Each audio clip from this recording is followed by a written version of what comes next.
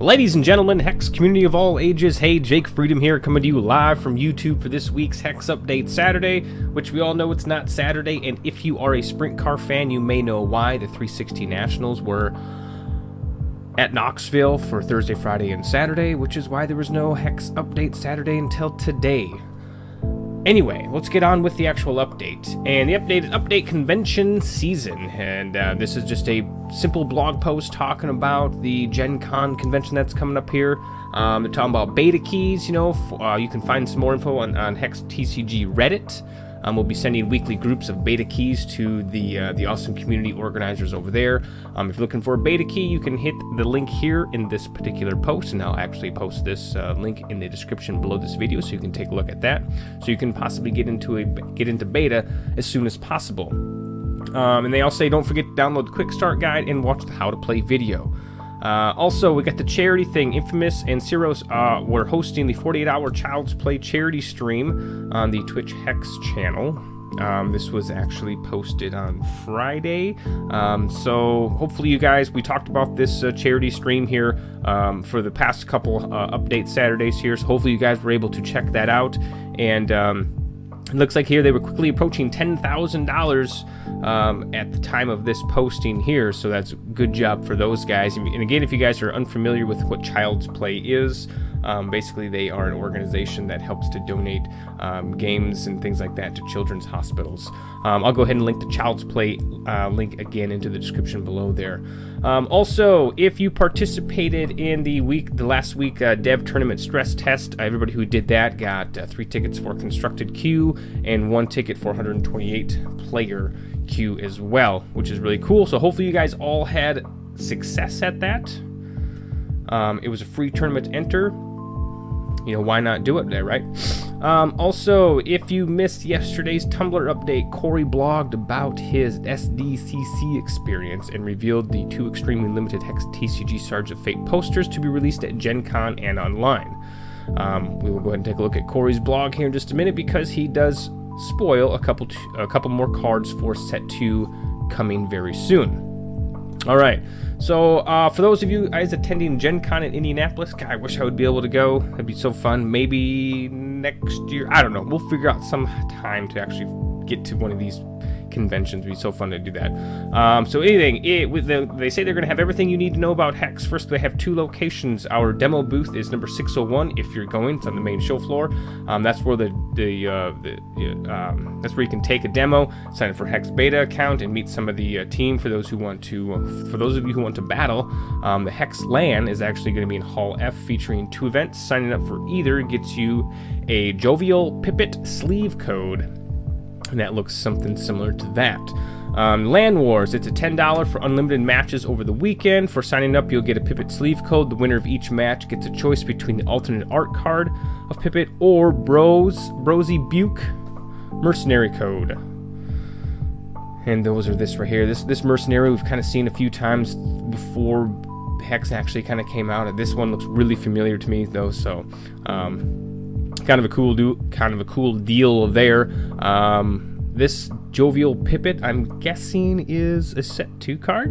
You know, it's a 2 cost, 2 threshold wild cards, 2/1 troop. At the start of your turn, you may choose a card in your hand. That card transforms into a different card that is the same shard as the original card. That's kind of neat. If that is I don't know if that's a PvP card or maybe just strictly a PvE card. I'm gonna guess maybe a PvE, because it has this mercenary on there, and everybody knows that mercenaries are going to be used for dungeons and the PvE experience. So I'm guessing it's probably going to be a PvE card. Also, they go down here, booster drafts. We also have drafts available, though they're currently sold out. We may open up more during the weekend, so drop by the LAN and ask. For $7, all players will receive 1 free booster draft ticket to use on their own account once they return home from the convention. Second place will get a choice of alternate art card or mercenary code. The winner of each draft will receive both and the limited Shards of Fate posters signed by the development team. That would be really cool to have. This is that poster right here. Kind of neat. Other than that, if you are a HEX blog or a website and want to interview one of the HEX staff members at GenCon, you can certainly email them. Definitely probably going to be something we're going to have to do in the future once we get more of an audience. But in order to get an audience, I gotta be consistent in my videos, right? Yes. Okay. Enough of that. Alright, and for those of you who can't attend GenCon like myself, we'll be making both the GenCon 213 and 214 alternate cards, 2013, 2014 alternate art cards, and mercenaries available digitally through the game client for some period of time in the future as promised. We'll give you plenty of notice when that event will be and how you can potentially get those promos. Alright, let's take a look at Cory's blog here. He touches over some of the stuff he likes to collect. He's been a collector for years. He just says he's a kid at heart and he likes to collect things. So the San Diego Comic Con, which is where he's at, he talks about his experience there and whatnot, and all the different things that he likes to collect. But the most important part, well, maybe not the most important part, but what I think is the most interesting part, I'm not saying that Comic-Con is not interesting, but for the purposes of this video, the most interesting part is set to spoilers. And the first one that we're going to look at is going to be the Cottontail Recruiter. 1 cost, 1 threshold, wild troop, Shinhair. If you would create 1 or more battle hoppers instead, create that mini Shinhair militia instead. And the Shinhair militia is a 1/2 troop. Shinhair militia is currently in set 1. It's currently in set 1. So this is kind of a neat card. Goes along with that, getting the bunnies out. And I'm not sure if the Shinhair are really up to par yet. As far as being able to work really well, they weren't. They haven't been. So hopefully some of the new cards that they come out with will turn that around and let the Shinhair prevail. We'll see. Next card here is a blood card, Necropage Sensei, 2 cost, 1 threshold troop, Shinhair Warlock.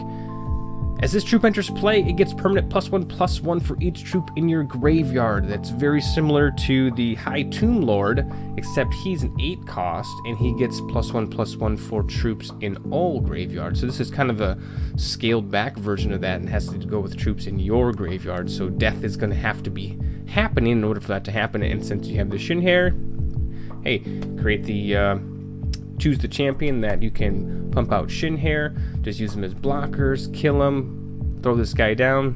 You never know what you're going to have by that time, when that time comes around. So yeah, interesting card. I like that one. And Cory says here, this is an amazing card in the Shinhair Sacrifice deck with the potential to be a staggering drop in the middle game. The Necropage will give a great boost to an already strong deck. And he goes on and says, thanks for reading. Clearly this one was a bit more personal. Again, I will link this into the description below so you guys can take a look at that. I imagine that the longer I do this, the more personal it will get. I will run out of generic crap to talk about. I'll have to fall back to my past. Hope you enjoyed it, and I will try to get another one of these out in a couple of weeks. Love, Cory.